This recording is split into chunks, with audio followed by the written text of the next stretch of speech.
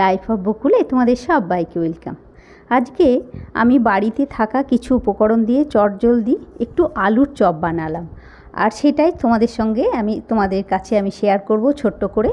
তো শুরুতে দেখলে দুটো আলুকে আমি সেদ্ধ করে নিয়ে একটু চটকে নিলাম, আর এইটাতে আলুর মধ্যে দেওয়ার জন্য একটা মশলা বানাচ্ছি। সেটা তেল দিলাম, একটু জিরে, ধনে, লঙ্কা গুঁড়ো, এটাকে তেলের ওপরে দিয়ে খুব ভালো করে ভেজে নিলাম। আর তার মধ্যে দিলাম কয়েকটা ড্রাই রোস্ট করা বাদাম। আমার বাড়িতে তো ড্রাই রোস্ট করা বাদাম থাকে, সেটাকে একটু কুটে নিয়েছিলাম, মানে ভেঙে ছোট ছোট করে নিয়েছিলাম, নিয়ে সেই বাদামটা দিলাম। আর সেদ্ধ আলুটা কিন্তু খোসা ছাড়িয়েই সেদ্ধ করেছিলাম। আর এবারে আলুটার মধ্যে এটা দিলাম, দিয়ে আর একটু জোয়ান দিলাম।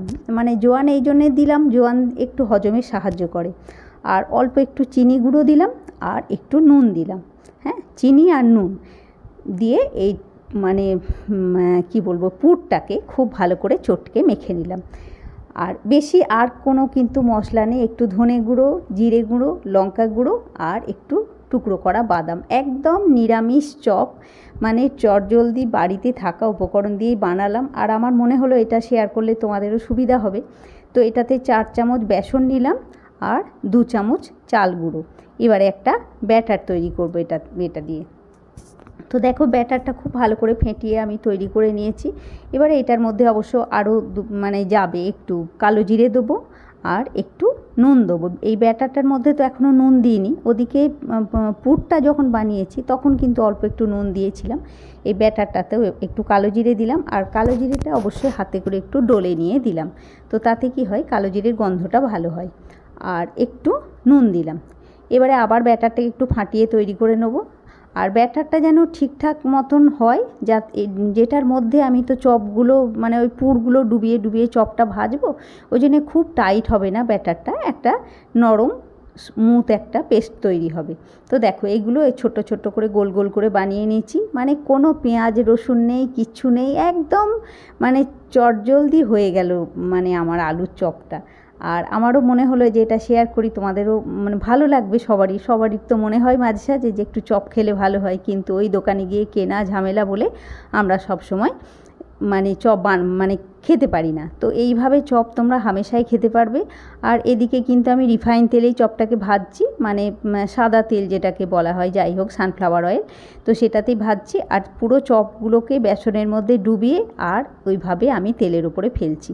আর এটা কিন্তু তেলের উপরে যখন দেবে তখন পুরো যে পুরটা দেখলে তোমরা বাদাম টাদাম দিয়ে বানিয়েছিলাম, সেটার কিন্তু চারদিকে যেন একদম বেসনটা পুরোভাবে লাগে, সেটা কিন্তু খেয়াল করবে। বেসনটা এক জায়গায় লাগলো না হলে কিন্তু ভালো হবে না। পুরো চপটার মধ্যে বেসনটা সুন্দর করে পুরো গায়ে জড়িয়ে যেতে হবে বেসনটা আর কি।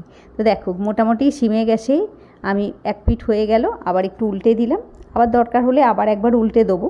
কিন্তু একসঙ্গে বেশিক্ষণ একটা দিক ভেজে নিলে সেটা ভালো হবে না আর কি। আস্তে আস্তে উল্টো পাল্টা করে এটা একটু ভাজা হোক।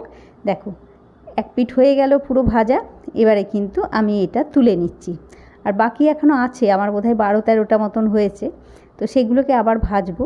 আর কত ফুলে সুন্দর একটা মোটা মোটা হয়েছে দেখো, ব্যাটারটা তো পাতলা একটা ব্যাটার, তার মধ্যে আবার ওই পুরগুলো কত ছোট ছোট আলুর ছোট্ট ছোট্ট পুর ছিল। দেখো, আমি এটা এখানে ঢালছি। এই কয়েকটা ভাজা হলো আর কি, 6-7টা ভাজা হলো, বাকি আরও ভাজবো। কত সুন্দর দেখতে হয়েছে দেখো, কত বড় বড় দেখতেও হয়ে গেছে। দেখো, আমি একটা ভাঙছি, তোমরা দেখো কি সুন্দর দেখতে হয়েছে। ভেতরটা শুদ্ধ, কোনো কাঁচা নেই, কিছু না, খুব ভালো হয়েছে। তো আমি একটু খেয়েও দেখি, হ্যাঁ, খেয়েও তোমাদেরকে আমি বলে দিচ্ছি কেমন হয়েছে খেতে, সস দিয়ে দারুণ হয়েছে খেতে, কি বলবো।